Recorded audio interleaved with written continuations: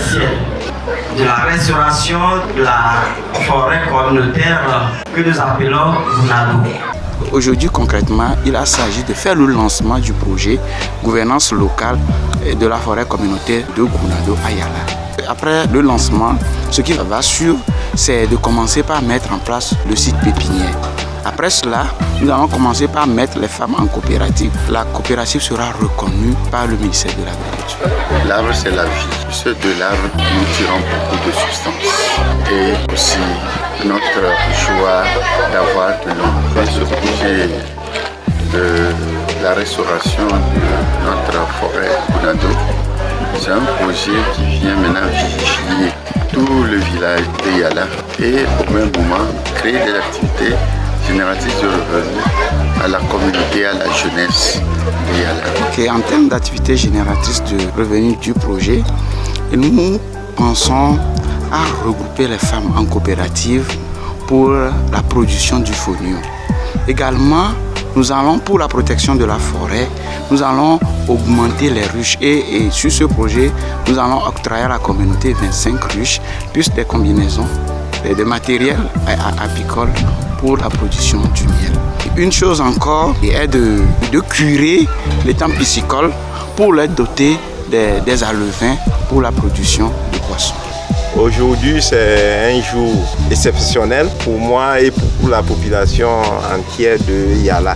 Il y a 3 ans déjà, compte tenu du changement climatique, les effets climatiques que nous subissons, nous avons fait la remarque que ces effets sont dus par la disparition des forêts qui nous entourent, surtout la forêt de Gounado. Nous avons émis l'idée de restaurer cette forêt pour le bien de la population et la future génération. Il y a 3 ans déjà, nous nous battons. Mais aujourd'hui, nous nous réjouissons parce que le PNUD, Programme des Nations Unies pour le développement, nous appuie pour la restauration de cette forêt. Donc nous sommes contents que cette œuvre se fera ici. La preuve en est que ce projet, c'est multidisciplinaire. Il y a beaucoup de choses qui seront réalisées pour ce projet. Et donc chacun trouvera quand même sa part. Si et seulement si eux-mêmes, ils ont la volonté de vivre, de rester ici et s'enrichir. Pour la mobilisation, je ne suis pas inquiété parce que avant l'arrivée de PNUD, ma population toujours derrière moi, nous avons toujours fait ce qu'il faut pour préserver cette forêt. Mais aujourd'hui, avec l'appui de PNUD, je crois que c'est un plus. Nous allons faire plus. Ma population et moi, nous nous engageons de faire ce qu'on peut faire, ce que l'être humain, ce que la capacité humaine peut faire pour qu'on ait un résultat apprécié partout. Nous avons beaucoup dit lors du lancement de ce projet. Aujourd'hui, c'est qu'on doit veiller à ce que les feux de brousse ne viennent pas emporter nos espoirs. C'est l'un des spectres qui décide nos essences. Amener les jeunes à veiller à ce que cette forêt communautaire que nous cherchons tant puisse demeurer et à perpétuité. Et veiller à ce que les gens aussi n'aillent pas commettre des forfaits inutiles.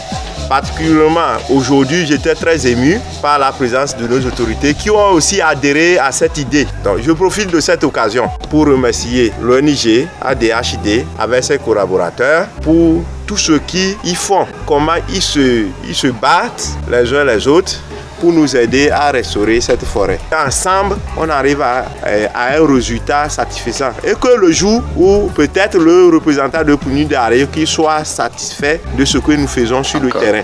Nous-mêmes, à la commune, nous allons passer de temps en temps, voir, suivre en quelque sorte ou évaluer les activités qui sont faites par les maires. Enfin, peut-être notre présence leur ferait diminuer d'ardeur s'ils ont la volonté peut-être de détruire, de décimer. Donc nous serons là en permanence. Oui, la rencontre a été une réussite puisque les autorités, le préfet, le maire de la commune et la communauté elle-même a donné son engagement pour la réussite du projet.